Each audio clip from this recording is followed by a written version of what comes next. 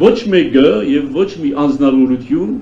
Հայաստանի Հանրապետության մեջ մարդկանց անձնական կյանքից այնքան գաղտնիքների եւ գիտելիքների չի տիրապետում, որքան որևիցե մի հոգեվորական։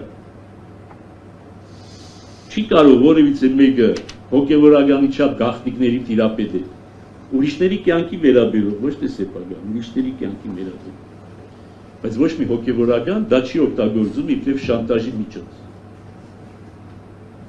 Երբեք չի սպառնում որևիցե մեկին հրաբարակելու համար որևիցե մի գաղտնիք, որը նույնիսկ խոստովանության ճանապարհով չի ստացել, ուղղակի մարդը մոտեցել է, խորհուրդ է հարցրել, ասել է, դա խոստովանություն չէ դեռ։ Որևիցե մի հոգեվորական շանտաժի չի ենթարկվում։ Իսկ այս մարդը պետական շանտաժով է զբաղված, եւ ուրեմն արդարադատության նախարարությունը չի ասում, թե պարոն, այս օրենք է խախտում, հանցագործություն է կատարում։